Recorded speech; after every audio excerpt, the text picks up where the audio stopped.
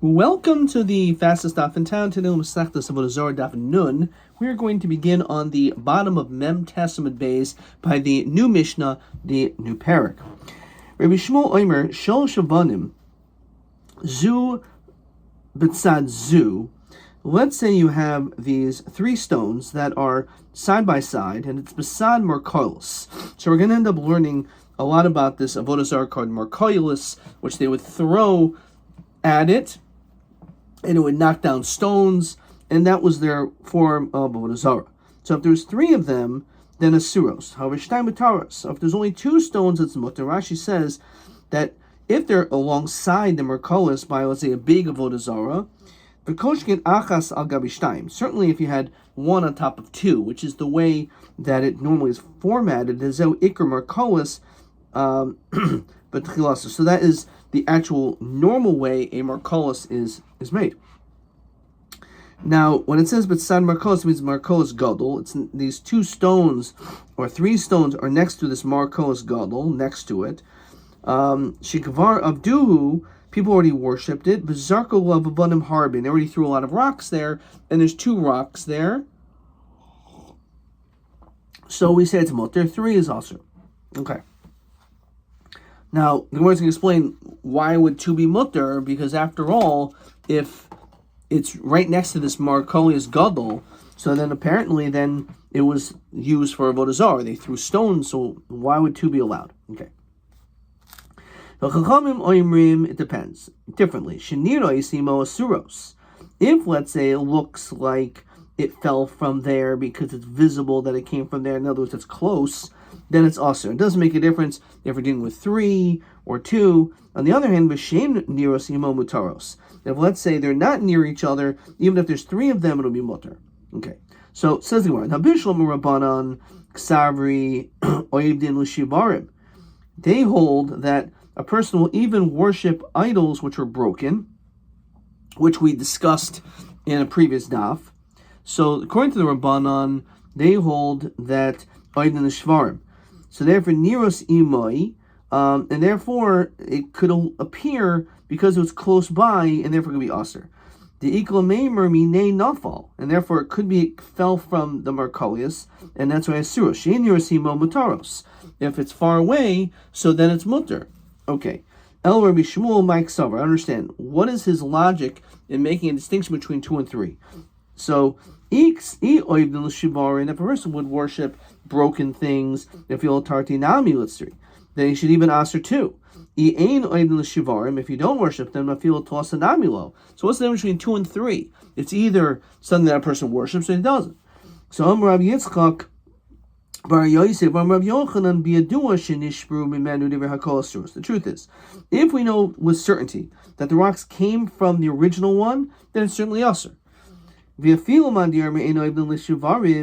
someone who says that we typically will not worship something which is broken, that's a situation where that's not the normal Avodah Zarah. You have an Avodah Zarah in which it is always complete, and therefore, if it's broken, a person will typically maybe not worship it. In the onset, it breaks, because rocks will naturally fall down, and the thing will kind of fall apart. So, hainu orche, this is the normal thing, to have these stones that have fallen off, so they can still worship them. So therefore, look at Rashi, kol havanim ha-nizrakais sham, all the stones that are thrown there, nitzvu al merkolius, they're included among the merkolius. And when they're removed, it's considered like broken Avodah Zarah. Okay. So anyway, that's the answer. That's the explanation. Because when we're dealing with something which is the norm, is that it's not broken, then we say in Ein l'shivarim. However, even that shita will hold that when it comes to the Markolius, that is the norm, and therefore it would still be aser. Okay. Now, ki pligi b'stama. The whole machlok is if it's not known. What is the status of these stones? As we continue to Nun Amud Aleph. B'merkoivus nami, if we're dealing with if it's close by. For example, an alma or half alma away. How do you read this? Rashi, alma v'chatziam nami deikol meimer minei nafal, that you are pretty certain that it must have fallen from the big Marcolius divrei kol asuros, because you could probably ascertain that that's what happened because it's so close. Ki pligim or the whole machlokas is when they're, let's say, more than 4 almos away. So you can say, well, it certainly didn't fall from it. Now, but san Marcos katan. You understand? How can we say it's far away? It says by the side, which sounds like it's closer by. So my batzad arba almos day. It means within 4 almos. Rabbi Shmuel savar oisin Marcolius katan batzad Marcolius gadol. Now, what people do is they typically will have this large Marcolius, which again is 2 stones on the bottom and 1 on the top, and you can have a Marcolius gadol, which means very big stones in this formation, and then you'll have also another smaller set next to it in the same formation. Shaloish de damli Marcolius asuros. Therefore, if you have 3 stones which look like the large Marcolius, that's also Shnai mitaros, because 2 is not a Marcolius. Rabbanan Sabri ein oisin Marcolius katan besad Marcolius gadol. Person doesn't do that. Loshna shosh shtayim. It doesn't matter if it's 3 or 2. A person typically will not make a smaller Marcolius next to a larger one. So nearest imo asirus, she nearest imo mitaros. Therefore, it's totally if it's close or not. If it's close, then it came from the big one. If it's far away, it didn't come from the big one. Therefore, it's mutter. Okay. If you know for sure that it came from it, then everyone will hold asur. Is that true? Avanim shenishru min hamarkolis. If it's a known fact that these stones came from a Marcolius, so what does it say? Nirasimo asuros. That if it was close by, it's asur. But we see over here, she'enirasimo mutaros. Even though you know for a fact that it came from it, it doesn't make any difference. If it's far away, it's still going to be mutter, which is pretty unbelievable. And the reason is because it has the din of shvarim, like it's broken. He says it depends between 3 and 2. 3 is asur, 2 is mutter. But the key over here is that how can you tell me that everyone holds that if you know that it came from here, that it's definitely asur, even when you know about it, if it's far away, there's a sheet that says it's mutter. So Marav lo tema shenishru doesn't mean that it broke off from it. El ema shenimsu, that they were found there. The Sabri Mishmul Shtay Mutarais. Fine, and that's the answer. So let's look in Rashi. Shenirasimu Mutarais Lamine Nafal. Okay. So the Sabri Mishmul Shtay Mutaros, is it really true that 2 which are within the 4 almos of the Marcolius is going to be mutter? That's what the Mishnah says. But if you're dealing with 2, betfisa loi asuros. So there's something in between, like a mound. Okay, so again, 2 is asur. 3 is even far away is asur. So we see that he holds even 2 is asur. Says Rashi, Bestam tfisa dal amos b'katani suros. So we see clearly that he holds it's asur, even with 2. So how can you tell me 2 is mutter? It says beferish shtayim is asuros. So Merava lo kasha kan b'tfisa achas kan b'shtei tfisais. One is when there's no separation between it and the Isser, and one when there's a separation. So again, if there's something in between, again, like a mound, so it didn't fall from necessarily the Marcolius.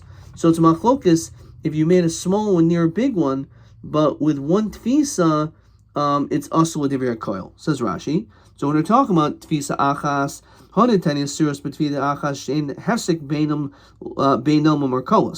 no separation. Everyone holds like that. The whole toich dalad almas, anything within dalad, nearest emo correlates, like it's within. When there's 3 stones and they're far away, that's when they argue.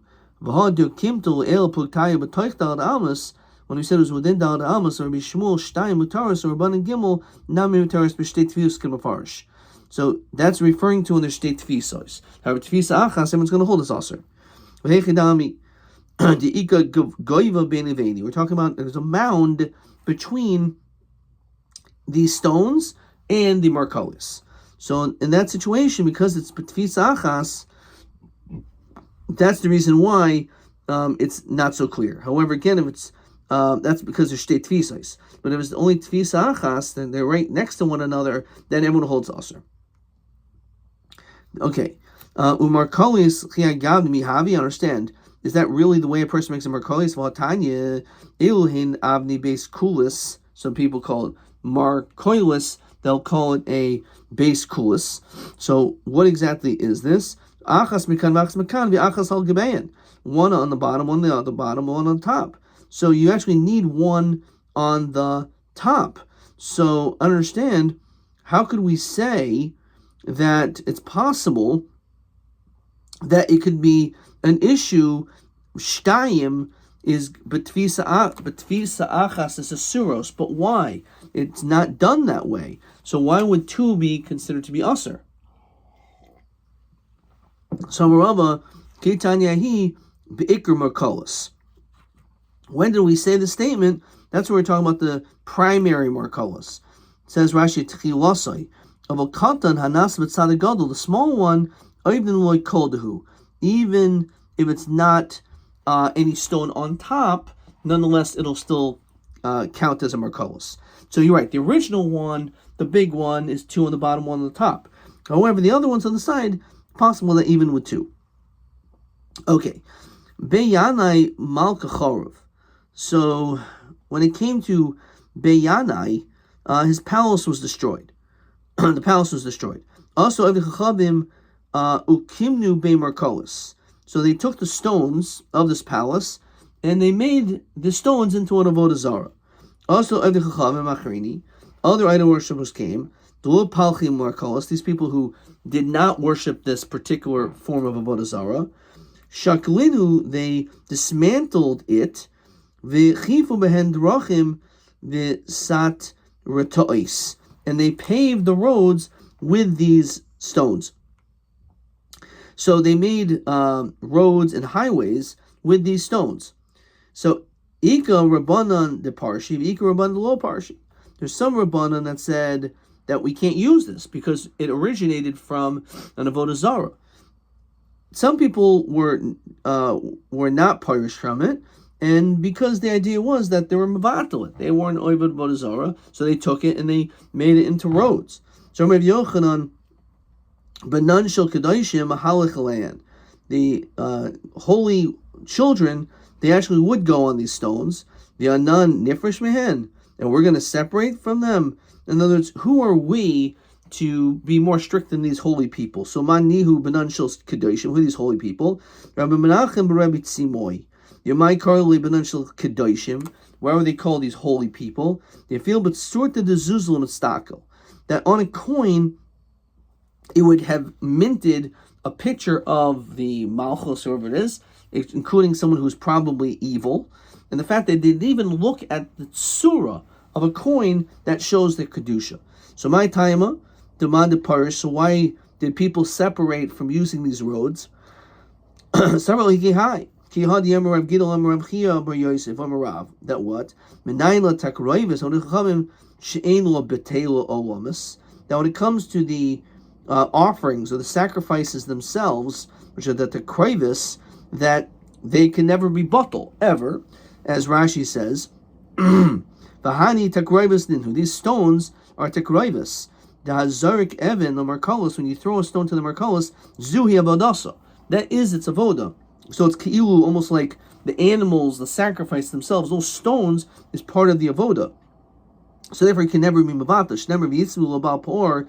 The yochaziv chemesim. Ma mace ein lo betelu oilam. Now, just like a mace is not bottle ever. After krevis of the chachamim ein lo betelu oilam. So therefore, that's the reason why they didn't use these roads, because you can't be mavatal it. Uman deloy parish, they still walk by there. The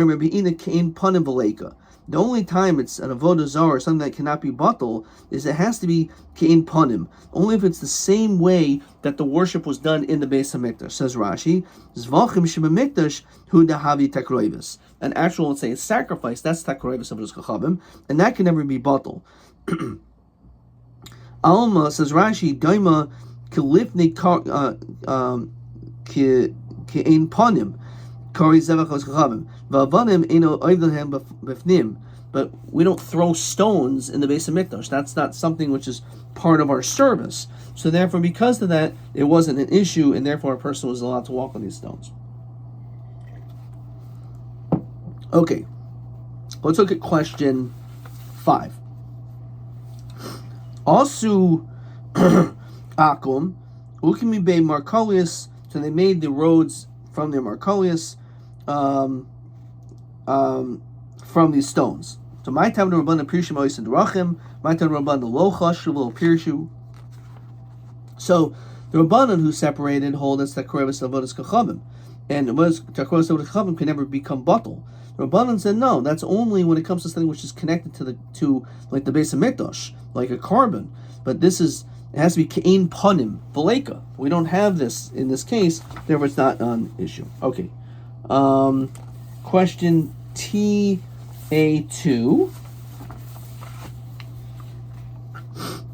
B'ma nechleku b'gemara imahani bittul la'avni Marcolius.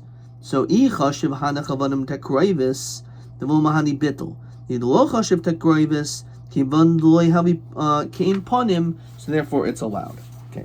Now maybe this is question TB3, which I was having problems with before. So if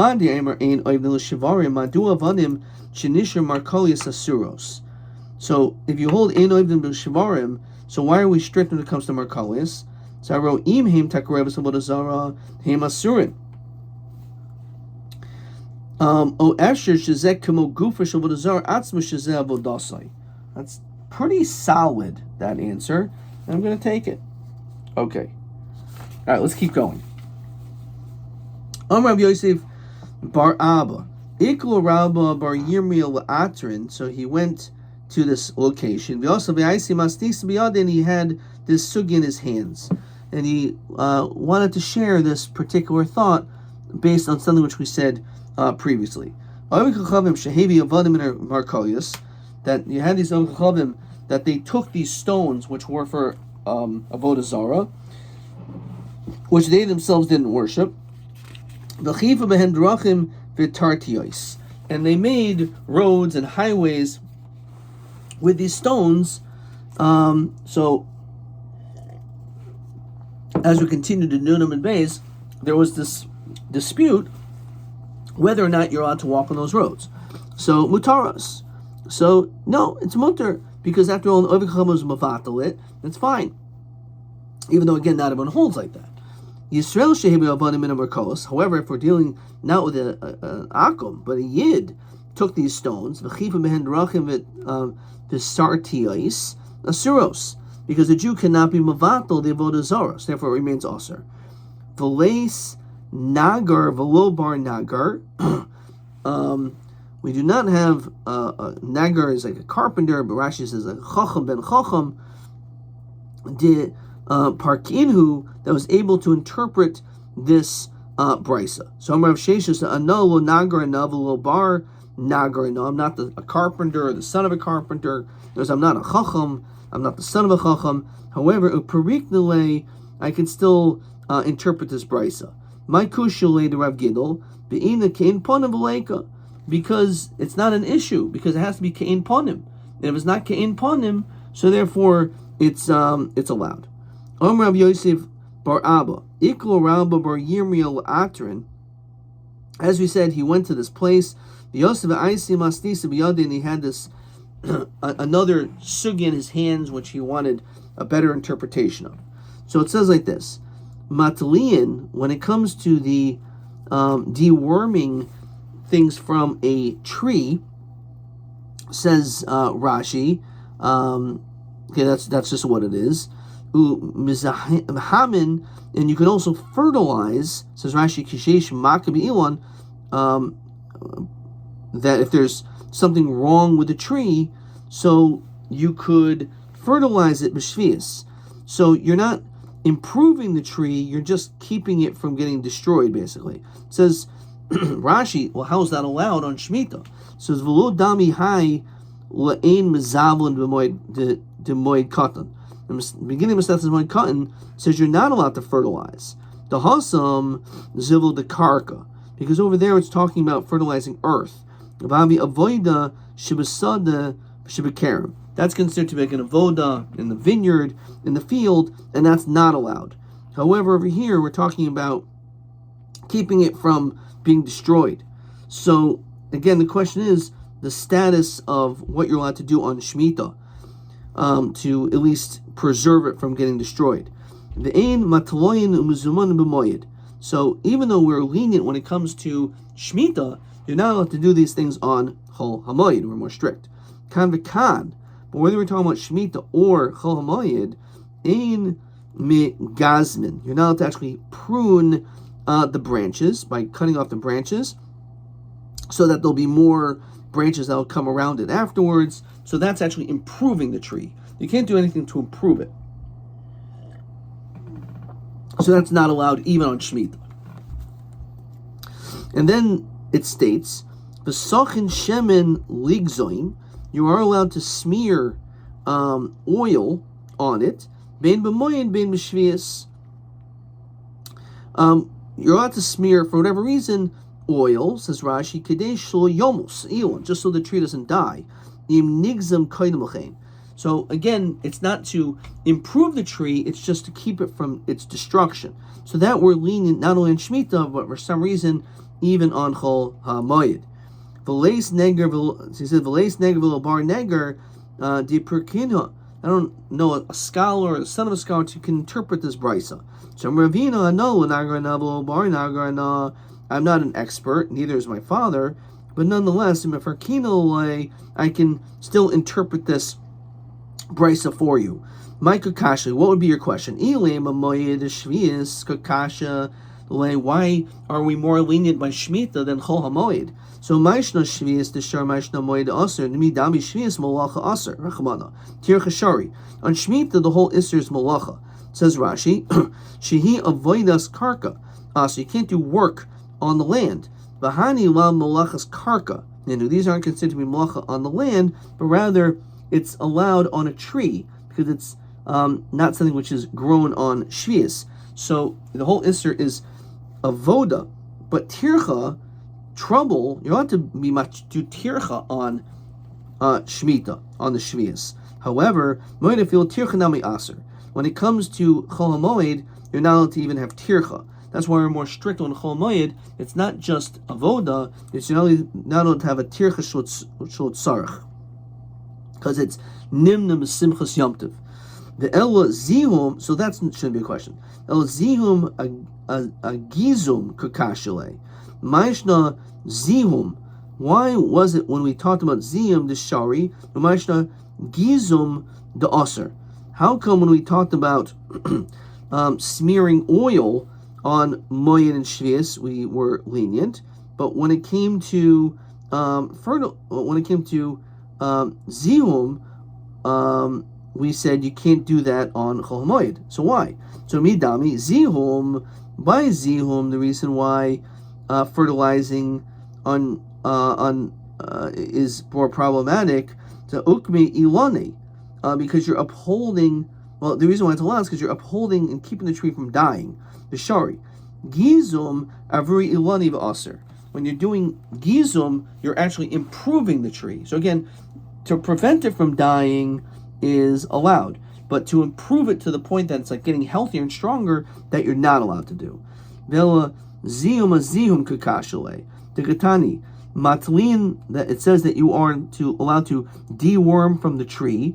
Umizamin b'shvius, and you're allowed to fertilize on Shemitah. Or minhi. So what do you mean you're allowed to do this on Shemitah? It says mizhamin es hanatiyos. You're allowed to do this to the trees, the saplings, v'korchin oisan, and you can wrap them up, v'koimtin oisan v'oisan lehem batim umashkin oisan ad Rosh Hashanah. So you're only allowed to do this only up until Rosh Hashanah. Ad Rosh Hashanah in b'shvius lo. We see clearly you're not allowed to be mazimis the natiyos. You can't fertilize on Shemitah. It says only up until Rosh Hashanah, not on Shemitah itself. So how can we say we could? V'dilma Rav Ukva bar Chama. Dilma Rav Ukva bar Chama Tri Kishkushi Havi. There's two forms of hoeing. Chad li'avrui lane. One again is to make it healthier and stronger, and that's also. Chad l'stumi pili v'shari. The other one's just to cover up the holes and to cover it from getting destroyed. That's allowed. So hakinami trei zihamumi havi chad l'ukmi lani v'shari. One is just basically to keep the tree from getting destroyed, which is allowed. Chad li'avrui lani v'aser, and that's aser. So we have answers to all these questions. The ela sicha kakashle, the smearing of oils. The ktani sachen shemen ligzoim. It says you're allowed to smear oil on these prune branches. Ben b'moed b'shvius. Minhu sachen as a pagan. Someone who smears unripened figs, uminakvin, and makes holes, umitfatmin, and fattens them up by putting oil into the holes. You could do that, Oisan, ad Rosh Hashanah. Ad Rosh Hashanah in Meshvius Lo. So you see, you're now to do it on Shemitah. So midami, again, hacha kumiyulani mishari. If you're trying to just uphold the tree from getting destroyed, it's allowed. Hasam petumi pirib aser. Here you're fattening up the fruits, and that's not allowed. So Amali Rav Sam and Rav Ashi Ravina Bar Yirmiyah Sicha the Moyed. When we're dealing with the smearing on Chol HaMoyed, Azihim the Moed Kakashle. That is actually my question. Why do we make a distinction? Because Michti, Hai Ukmi v'Hai Ukmi. Both of them apparently are just to keep it from getting destroyed. So Maishna Hai Deshar, Maishna Hai De'aser.